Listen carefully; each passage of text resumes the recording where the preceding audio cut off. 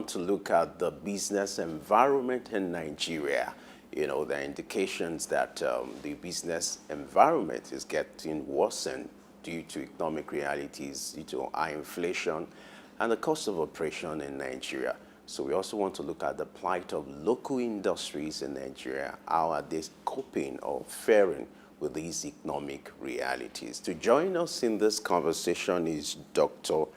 Yele Okeremi, who is the founder, CEO of Precise Financial Systems Limited.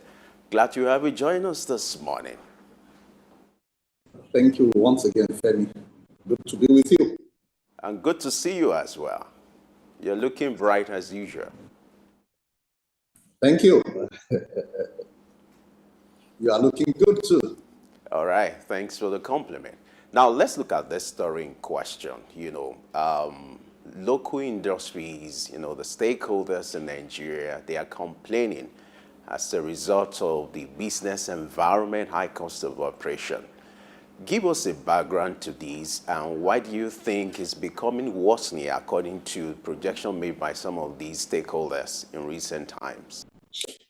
Yes. So if you take a look at what has happened in the economy and even society altogether in the past year or thereabout, since the incumbent leadership of the country came in, I would say in one word that what we are experiencing in the country is a recalibration of the economy altogether. And I'll explain myself why I call it a recalibration.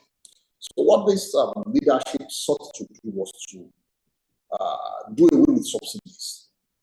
And the first casualties of subsidies was petrol subsidy and forex subsidy. And I'm careful picking my word, forex subsidies, because believe it or not, there was forex subsidies before now. What I mean by the forex subsidy was that there were some people, whichever way you want to call them, who are privileged. They could have bought forex at 400 and something, at what was termed the official exchange rate, and without having to do anything, they could have also sold at the same money for 750 or thereabout, and so they were enjoying a subsidy. And so what this government sought to do was to remove those subsidies. But again, the consequences of doing the removal of those two subsidies are enormous, and that's why I said what we are seeing is a recalibration of the economy, particularly on the cost side, and I will talk about it. So what then happens is that the economy, although indeed, a lot of things that power the economy are driven by diesel, which have long been deregulated before now. But one cannot completely discountenance petrol as a source of production or a factor of production in Nigeria. So when the prices of petrol, particular petrol and petroleum products went up, we saw naturally an increase in the cost of running business for many people. Secondly, when you look at an import-dependent country like Nigeria, the cost of forex is significant. And by the time the central bank attempted to, what their intentions basically was to unify the exchange rates, try to remove that arbitrage, the opportunities for arbitrage. That was what they intended to do by trying to harmonize the market. But of course, many things began to happen. We could see the activities of speculators. And again, we have to understand that the way markets do not respond to realities. Markets respond to perception. So we saw how the market responded, and the dollar went as high as 1,800, nearly 1,900 at that point in time. Now, so what you expect is that for an import-dependent or heavily reliant nation, import-reliant nation like Nigeria, of course, you're taking importation, we are importing at 750 before to 1,800. That's nearly 250% or thereabout above. So you notice that that would definitely increase the cost. And so we've seen all these things happen in the past 1 year or thereabout. And even now that the Naira is beginning to move towards gravitating towards what its level should be, you have seen that, yes, there's a school of thought, the Keynesian school of thought in economics, that talks about the flexibility of prices. If you look at the assumptions of the classical economic school of thought, the classical economic school of thought says that prices are flexible both ways, either upwards or downwards, while the Keynesians say, well, prices tend to be flexible only upwards in building their model. And so we can see what's going on, that it would appear that, yes, the prices were flexible upwards, because it's difficult to explain that while the dollar is losing ground, the prices haven't changed. But again, we can explain all this in markets, because what's going to happen is that, yes, it will take time for the market to stabilize and find a level. So these are factors, prima facie, that will tell you that the cost of production would be expected to have increased. But I think that it's going to find its levels. And there are two reasons why it's going to find its levels. One is that if you take a look at the way markets are designed, generally speaking, so even in the oligopolistic markets, you expect that there might be new entrants into the markets, and there are people who are going to be looking for market share. So when this kind of players kick in, then we expect the market to respond, and of course, we'll begin to see cost reductions that may be commensurate with what the reality of transactions of the situations really are. All right, I like your optimism factor, about like the I said, economy. the monetary policy, you said that things are going to work out. From what you said, I just summarized in that things are going to work out. But let's look at the implication of the exit of some companies and the shutdown of some other local companies. Now, according to the Manufacturers Association of Nigeria, about 700 of them actually shut down, and over 300 are in distress. Now, what do you think would be the implication of this, even if you have new entrants? And for the other businesses that depend on those local manufacturing companies for supply? Well, blessing, like I said earlier, if you take a look at, if we went back to the classroom and started taking a look at the market models, and we talk about possibility of perfect markets, which talks about perfect competitive market, free entry, free exit, and stuff like that. Yes, what that suggests is that because there's free entry, there's free exit, except in markets where you have very high entry or very high exit barriers. So we expect that from time to time, when certain things do not all go well with certain players, of course, they will exit. And of course, you also expect that simultaneously, when other players see opportunities coming up in those markets, they would come to play. Yes, so I mean, whilst it's not good that we are having shutdowns, because when you have shutdowns, it's not always easy to bring them up again. I would say that, again, it's just market forces. You would see some companies, may shut down because of their own perception. And perhaps, again, you have to also understand that the reason why some of these things also happen is that there are what we call technological changes. So if, for example, you have based your production plant on certain ways of fueling your plant using maybe fossil fuel and stuff like that, and you are running into very high costs, you might realize that it may no longer be profitable for you to do. Whilst a new player that is coming, for example, with nuclear energy, would sit as an opportunity to be able to come and operate in the same market. So I think that as we probably will see some exits, I also expect that we also see entries. But the important thing is that what every government is interested in, what the finance minister and what the minister of trade would definitely be interested in, will be how do we support the local industry to ensure that they remain buoyant.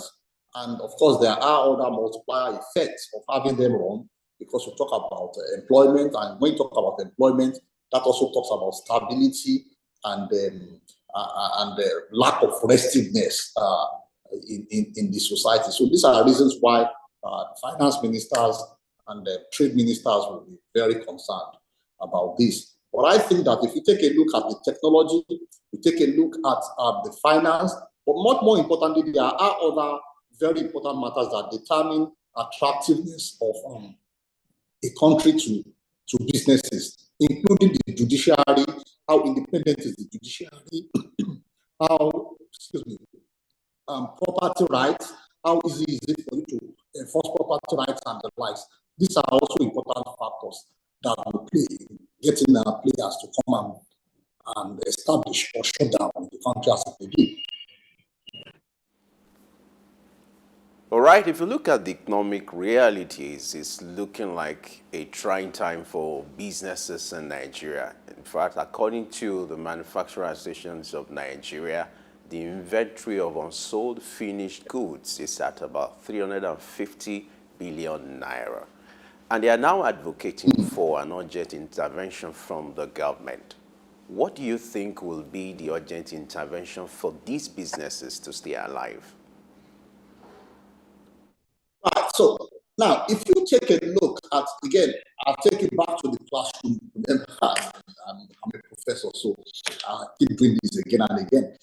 So if we go back to the classroom, the Keynesian economists will tell you that when under certain conditions, when you have very high unemployment rates, for example, in an economy, the Keynesian economists advocate interventionism of governments, while the classical economists say leave the market to the invisible hands. Okay, and I mean, like I keep saying, there are no right or wrong. Everything you do as a government, you just have to be aware. The fact is that interventions may be necessary at certain times, but interventions cannot be seen as the meat or the way to go in an economy. So what the Keynesian economists say sometimes is that if you needed to stimulate an economy, what you need to do is hire a set of people to dig a trench in the morning and pay them for digging the trench, and in the evening, hire another set of people to fill that same trench and pay them, so that you have more money in the hands of people, and then when they have more money, they can spend more money, and then it is expected that that may necessarily stimulate production. So in this particular instance, what the Manufacturers Association might be talking about is, how do we ensure that we get the economy going? And then they may be talking about interventions, and there are very many ways. I think that there might be interventions. However, I will want that interventions have to be taken only on the short run and in small doses if we want a very stable economy. Some of the interventions, what would you recommend that governments do as a way of intervening, particularly as it concerns the manufacturers in Nigeria? You earlier talked about diesel, the cost of diesel, how it has impacted them. And again, we saw the increase in electricity tariff for those in Band A, which many manufacturers fall under. Yes, unfortunately, yes. I mean, look, there's absolutely no economy in the world where there are no subsidies at all. And I mean, when the Americans come sometimes and tell you that you leave your markets to the invisible hands, they know what they are saying, but they also don't do the same thing. Their agricultural industry is heavily subsidized, and so each country needs to determine what's good for them. Nigeria needs to determine what is good for it. And however, one of the things I say, as far as I am concerned as a player and as an economist, is that I tell people that, look, as much as possible, do not finance or do not subsidize consumption. If you have to, you subsidize production, and you subsidize production by way, the way we call it, you prime a pump sometimes. You know what I mean by priming a pump? When you buy a new pump, it's going to be drawing water out of a borehole or a deep well for you. But before that pump begins to draw water, you need to pour water into the pump so that the pump in return we'll be able to produce and pump a lot more water. So if we are talking about intervention, so two ways to look at it. I think energy subsidy for the productive sector may not necessarily be out of place, just to ensure that the producers are able to continue to produce at competitive rates globally. And they are able to continue to provide employment. Like I said, some of these things have both economic and social impacts on the entire system. So we have to look at it. I think it's necessary for government to take a look at some of these things. So for example, we're talking about large inventory, 250 billion inventory by manufacturers. Why don't we take a look at some of this inventory and find out why are they there? Are they there because the people do not have purchasing power to purchase these things? What sort of things are they? Are they things that have high multiplier values in the economy? And if we think some of them have high multiplier values, then there might be ways in which the government can come in to ensure that some of these things can go up by ways of, like I said, incentives and subsidies, perhaps in the short term, just to kickstart the economy. Because some of these things, they become like what you call the chicken and egg challenge. Which one comes first?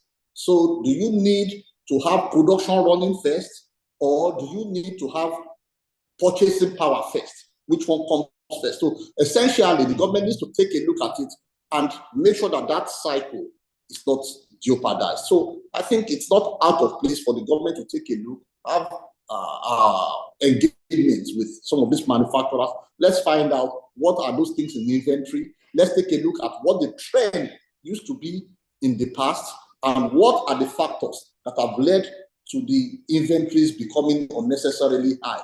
And if we find out what they are, the government might be able to take a look at it and see whether they can give them market access in a very comfortable manner that allows their inventory levels to go down so that they can have their cash back and then they can recycle back into production to ramp up.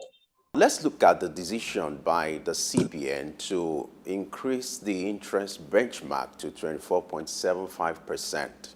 You're aware that when it comes to production, one of the critical factors of production is capital or funds, which is very germane to the operation of these businesses. Now that the CBN has increased the interest benchmark to 24.75%, what will be the impact of this for businesses, and how would you expect them to survive at a critical time like this? Great. Look, see, when we have situations like this, I mean, it's what we call the usual tension between monetary policy or monetary authorities and the fiscal authorities. Because the fiscal authorities are looking for growth, while the monetary authorities are looking for stability. And again, I was having this conversation yesterday. I had some visitors come to see me, have dinner with me in the house yesterday. And we're having this conversation. And I said, look, central bank governors are not, they don't really, it's not, I'm trying to use a good word. I would say the central bank governor doesn't care whether your interest rate is high or low, but is much more concerned about the stability of his interest rates. Is much more concerned about the stability of his forex, his foreign exchange rate. Is much more concerned about the stability of inflation. Now, and of course, the first thing he's concerned with is what we call maintaining the face value of the currency, which is basically avoiding and preventing counterfeiting. Those are four things that central bank governors are heavily concerned with. But you see, when you take a look at economies and you take a look at this particular tension, you are fighting a situation where, remember what I used, the language I used earlier, is the economy is recalibrating. And so what you are actually seeing is very, very high inflation. And naturally, the instrument that the central bank governor has when you are managing very high inflation, one of his most potent instruments is his exchange rate. So I am not surprised personally that the central bank governor went aggressive in increasing the exchange rates the way they have done.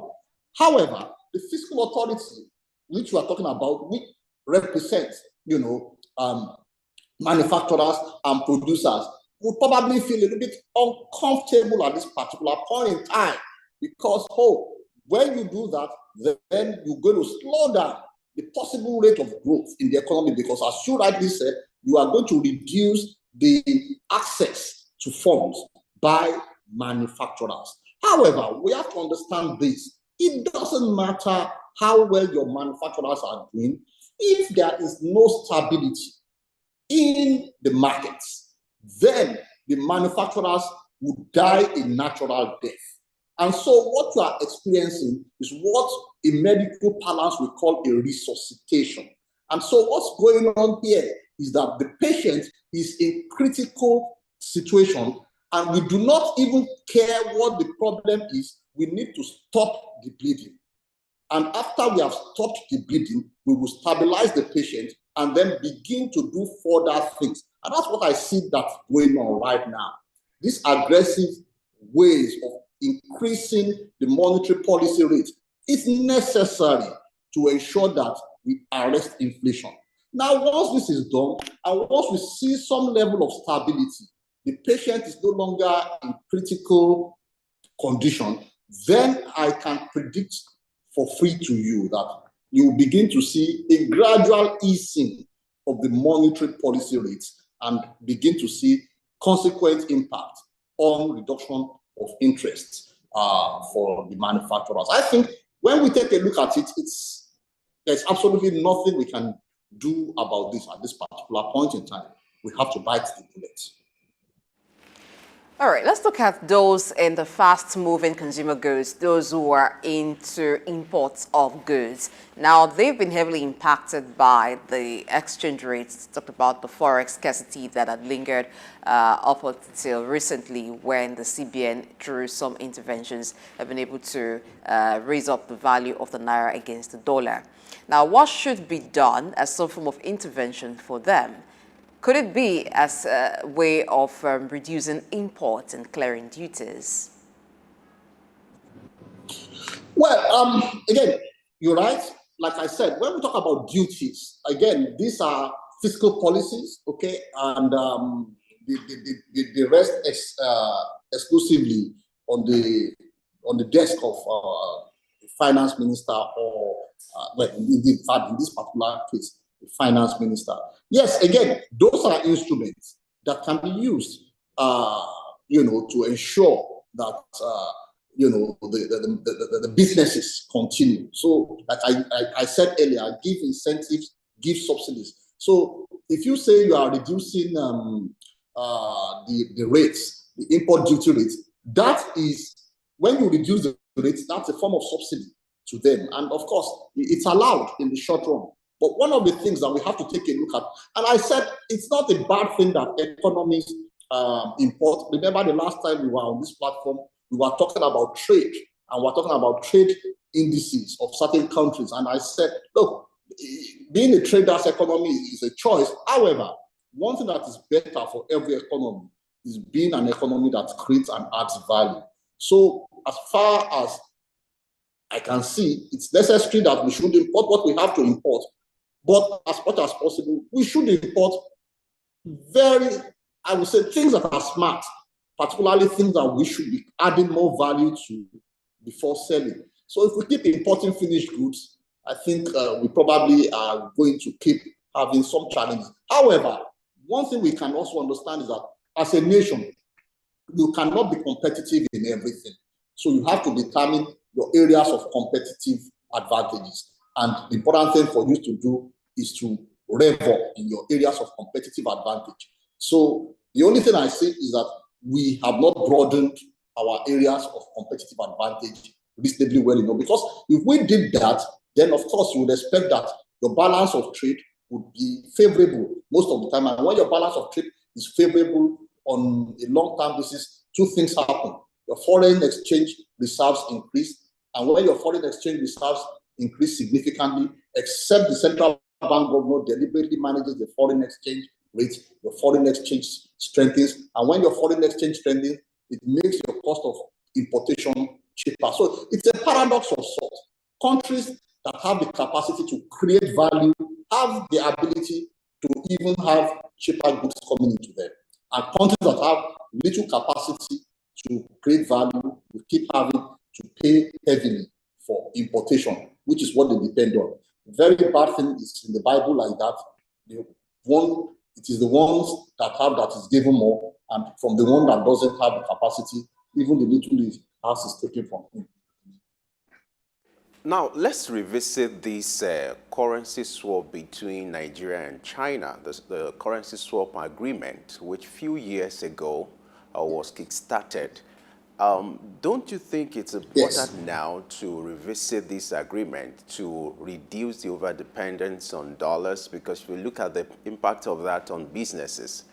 And knowing fully well that most equipment being used by these manufacturers are produced in China, what will be the impact of revisiting this agreement, the swap between, currency swap between Nigeria and China? Isn't that the right time to revisit it and also for it to make impact on businesses? What's your take on this? Well, no. You see, a currency swap agreement is not a bad thing. Now, let me explain something to you. When people say the dependence on the dollar, you see, the dollar just happens to be the focal currency. And I don't want to spend time going into the technicalities of this. So when you talk about international trade, because you are trading with so many countries around the world, you can decide as a country to have multiple bilateral agreements with all those countries, which is going to become a nightmare, which means that you are having a bilateral agreement settling in euro, having a different bilateral agreement settling in pound sterling, having a different bilateral agreement settling in the RMB, and having different ones for different countries. It's going to be a nightmare. And so why the dollar is that simply because in a way the United States has found a means of making themselves become the currency, what would have been called the reserve currency of the world. So it's more like a hub and spoke thing. So it doesn't matter who you are trading with, they make reference to the dollar. So if you are going to have your trade between two countries, they just denominate these things in dollar. And that's the reason why the dollar comes into play. But simply because you have to pass through, because there's something called the pass-through effect of the dollar, realizing that the buying rate and the selling rate, there is a margin. And there is a possibility that, yes, just as a result of that, there might be little financial losses or leakages. You may not be able to get your entire value. Then, because you now recognize that, oh, I'm doing a whole lot of business with a particular country, China, I want to have a bilateral agreement with them and have a kind of agreement which we call the currency swap, which is going on right now. So if the country determines that we are doing significant business with China, of course, the currency swap agreement is a very welcome agreement. But it is not because of the dependence on the dollar.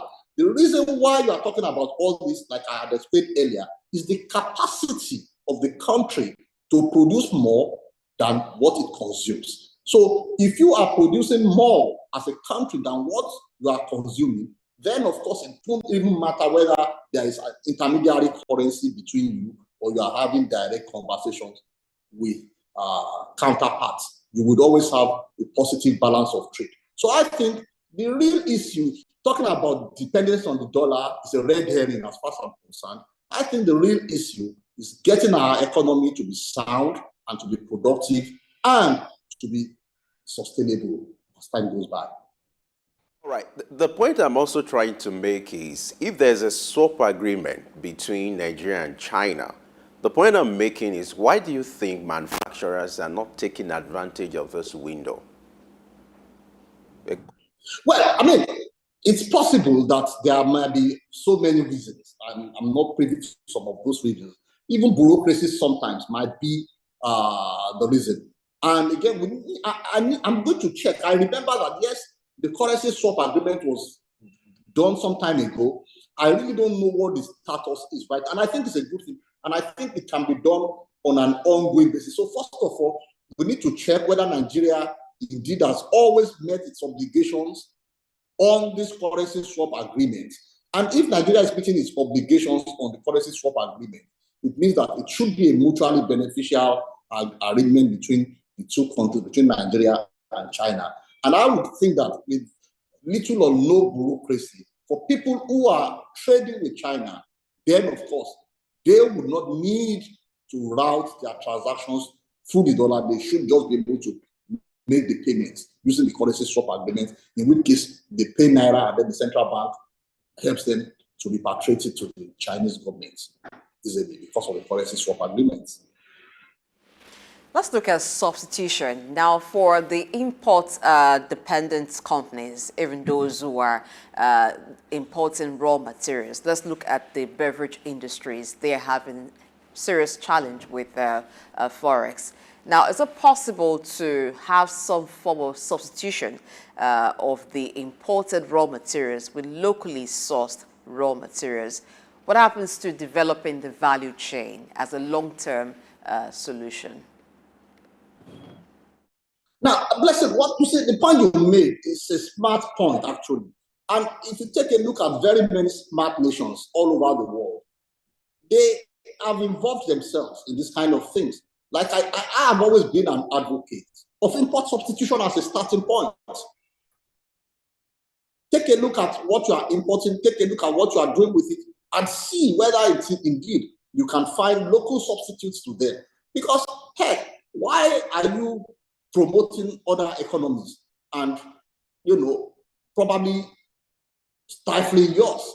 So import substitution is one of the important tools that I think every economy should do. And every smart economy does that as well. So they start sometimes by saying, okay, rather than having to import this, we will produce it locally. And I think it's a very good thing. And remember, like I said earlier, I am not against importation. I mean, no country can even live in an autarky anyway. China did that many years ago, but again, look at them today, they are connected to the rest of the world. But as far as every smart nation is concerned, the leadership of the nations have a responsibility to protect the citizens and the economies and the well-being of the people in their own respective geographies.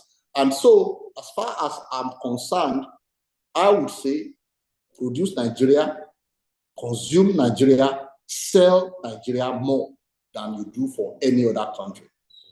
And if we do that a lot more, yes, many things, the multiplier, the value chain, many things will happen. Initially, you say, oh, the quality is poor. Remember many years ago, you go to the markets, for those that were buying cars at that time, you say you want to go and buy a spare part for your Peugeot or your Nissan or Toyota. They will tell you, oh, this is Taiwan and this is Japan. Japan is the original. Taiwan. Oh, do you hear that anymore? Because these guys have moved on, because they keep improving on a daily basis. They have nobody calls their products fake anymore. When Daewoo, for example, came into the market years ago, I think this was in the early 90s, people were looking at them, oh, Korean cars. But take a look at it today. Not only has Daewoo come, you have Kia, you have Hyundai, and they are not only here, they are all over the world, simply because they kept on improving themselves. So initially, when you start, you may not have the whistles and bells. People may say that, oh, it's inferior quality. Yes, we keep at it until such a time we become world class. Rome was not built in a day. However, the journey of 1,000,000 miles begins with a step. And if we continue to take those steps in the right direction and at the right pace, I think we can catch up. We can actually meet up. Now, according to manufacturers, one of the things adding to the cost of operation is the cost of import and duties, which is one of the areas they are asking for intervention on the part of the government. What kind of intervention do you think will help in this area? I know you feel well that doing businesses in Nigerian ports is quite expensive, which is why some prefer to do businesses with neighboring countries. So in terms of imports, duties, what kind of intervention will help? Like I said, one of the things that can happen if the finance minister deems it fit is reduction in import duties. Because like I said, if you reduce those duties is like a reduction in tax. Reduction in taxes is like providing subsidies, you know. So if you reduce some of those duties, but like I said earlier, these are some things that must be seen as interventions and should not be things that will be the norm. So we need to agree on a time frame within which this is going to happen, because the government necessarily needs to have a budget for how much this is going to cost them. And then they need to also understand what is the impact of that, both on the economy and on the society. If the government weighs it and finds that on the balance, it is a lot more valuable for the country to have those subsidies in the short term, I would say so be it. I am all in for it. This challenge that the companies are facing is also impacting government in terms of low tax revenue. What can government do, even as the companies grow, regarding tax? So remember what I said earlier, when I said the government finance minister needs to take a look very, very deeply at it. And that's what I call priming, the effect of priming the pump. So sometimes the reasons why the taxes of governments are low is because in the first instance, the body corporates are down or they are underperforming. Secondly, the payee, which they will have got, I mean, although this is usually the local internal revenue services in the subnationals, which the employees could have paid because people are out of jobs, those are also not coming in. So it is in the interest of the government to keep the body corporates running and to ensure that as much as possible, they keep employing people so that the people are working and productive and they can become part of the workforce that also are taxable. And that's why essentially every government needs to take a look at what its investments are in the local players. And these are some of the things that we spoke about, the kind of things that Femi spoke about, reduction in import duties, and sometimes outright interventions in specific industries to encourage them to begin to grow. And when I say some of these things, like I keep saying all the time, my warning is always that interventions and subsidies cannot be seen to be going on an ongoing basis, except and unless we find that these things are fundamental either to national security or to sovereignty of the country.